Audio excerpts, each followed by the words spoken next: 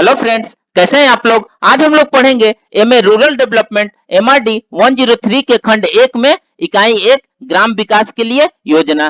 तो ग्राम विकास के लिए योजना में आज हम आप लोग के लिए लेकर आए हैं योजना की आवश्यकता। तो वीडियो स्टार्ट करने से पहले जो भी फ्रेंड्स हमारे चैनल पे नए आए हैं कृपया चैनल को सब्सक्राइब कर ले और बेल आइकन को प्रेस कर दे ताकि जो भी लेटेस्ट वीडियो हमारे चैनल पे आए वो सबसे पहले आपको मिल सके। तो आइए ज्यादा टाइम को न किल करते हुए चलते हैं अपने टॉपिक पर, ग्राम विकास के लिए योजना में योजना की आवश्यकता। तो आइए वीडियो को स्टार्ट करते हैं। योजना समय सीमा के अंतर्गत निर्धारित उद्देश्यों को प्राप्त करने के लिए कार्रवाइयों की रूपरेखा बनाने की प्रक्रिया है। उद्देश्यों का निर्धारण, लक्ष्यों का विनिर्देश, संसाधन जुटाने की कार्य नीति, भिन्न भिन्न विकास क्षेत्र के लिए परिव्यय का आवंटन, कार्रवाइयों की रूपरेखा के ऐसे पहलू हैं जिनका किसी भी योजना क्रिया में ध्यान में रखना अत्यंत आवश्यक है। योजना निर्माण अनिवार्य क्रिया है क्योंकि इससे हम निर्धारित समय सीमा के अंतर्गत जो उद्देश्य प्राप्त करना चाहते हैं उसके लिए कुछ सुस्पष्ट कार्यनीति बना सकते हैं। विभिन्न उद्देश्यों में प्राथमिकता निर्धारण से हम कम महत्वपूर्ण उद्देश्यों में से सबसे अधिक महत्वपूर्ण उद्देश्य को चुन सकते हैं। एक बार ऐसा कर लेने से उपलब्ध संसाधनों के अतिरिक्त संसाधन कैसे जुटाया जाए आदि को ध्यान में रखकर यह निर्णय लिया जा सकता है कि क्या व्यवहार्य है।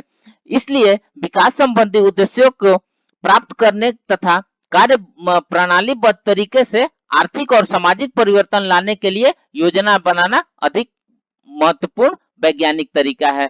सबसे महत्वपूर्ण कारण जो आपके विचार में आता है कि यह हो सकता है कि आपको कथित संसाधनों यानी कारकों की अत्यधिक कमी का सामना करना पड़ सकता है। यह भी सच है कि इन संसाधनों में से प्रत्येक का भिन्न भिन्न उपयोग हो और आप यह निर्णय नहीं कर पाए कि इन संसाधनों का उपयोग किस प्रकार से किया जाए। ऐसी परिस्थितियों में योजना बनाना अत्यंत महत्वपूर्ण हो जाता है। इसलिए आपको संसाधनों की उपयोग की योजना कुछ तर्क संगत तरीके से बनानी चाहिए। तब आपके सामने यह प्रश्न उठेगा कि तर्क संगत तरीका क्या है अथवा उपलब्ध संसाधन क्या है। पहले प्रश्न का उत्तर देने से पहले आइए हम इसका एक उदाहरण जान लेते हैं। मान लीजिए कि उद्देश्य किसी भी सामुदायिक विकास खंड में अकुशल भूमिहीन मजदूरों के लिए उपयोग के लिए योजना बनाती है ताकि लोग लाभदायक रोजगार को प्राप्त कर सके। स्वाभाविक तौर पर जब आप सूचना एकत्र करना शुरू करेंगे और कृषि कार्यों में जमींदारों ने कितने व्यक्तियों को रोजगार पर लगाया है, भिन्न भिन्न समय में क्या क्या कृषि कार्य दिए गए हैं, मजदूरी की मौजूदा दर क्या होगी, सरकारी विभागों द्वारा कौन कौन सी स्कीमें चलाई जा रही है जिनमें ग्रामीण मजदूरों को रोजगार पर लगाया जा रहा है, वे कार्य किस प्रकार उपयोगी होंगे जिनमें मजदूरों को अस्थायी सामुदायिक परिसंपत्ति बनाने की दृष्टि से रोजगार पर लगाया गया है।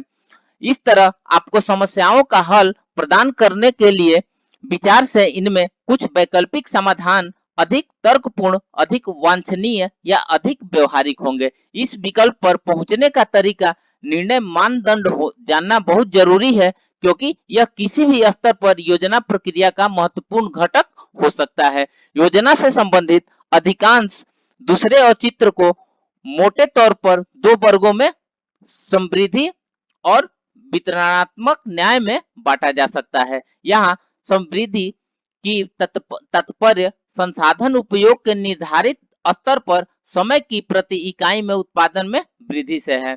उत्पादन में वृद्धि संसाधन की गुणवत्ता और मात्रा पर निर्भर होती है। वितरणात्मक न्याय का तात्पर्य यह है कि समृद्धि समाज में होती है और बढ़ी हुई समृद्धि से प्राप्त लाभ जो समाज के विभिन्न वर्गों और समूहों में अधिक समानतावादी तरीके से वितरित किया जाता है। उदाहरण के लिए इसके अंतर्गत वे नीतियां भी आ सकती हैं जिनका लक्ष्य वर्गों और क्षेत्रों में असमान आय को कम करने के लिए आय वितरण, परिसंपत्तियों के स्वामित्व को घटाने के लिए परिसंपत्ति वितरण, गरीबी उन्मूलन और सामाजिक सेवाओं तक बेहतर पहुंच और उपयोग द्वारा जीवन स्तर में सुधार करना है। आइए नेक्स्ट देखते हैं भारत में योजना की आवश्यकता।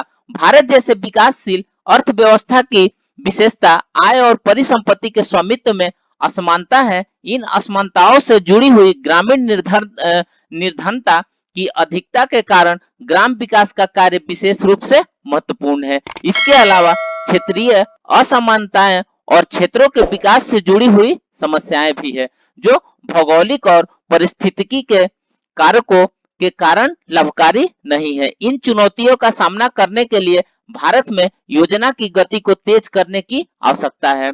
आप सहमत होंगे कि विकास के केंद्र बिंदु लोग हैं और सर्वसाधारण लोगों में स्वाभाविक तौर पर गरीबों को प्राथमिकता मिलनी ही चाहिए, क्योंकि उनकी संख्या बहुत अधिक है और वे सबसे अधिक असुरक्षित हैं। भारत में बहुत से ग्रामीण निर्धनों को सामाजिक सेवाएं नाम मात्र को ही मिल पाती है और साक्षरता की निम्न दर, अधिक बाल मृत्यु दर तथा रुग्णता, कुपोषण, पर्यावरण और स्वच्छता की कमी, जल का अभाव, आवास की कमी इन्हीं में दिखाई देती है।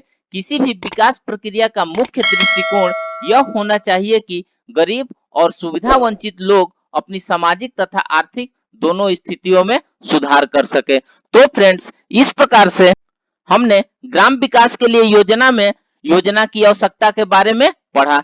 तो बने रहिए हमारे चैनल पे, देखते रहिए वीडियो और मिलते हैं एक नए वीडियो के साथ में। तब तक के लिए धन्यवाद।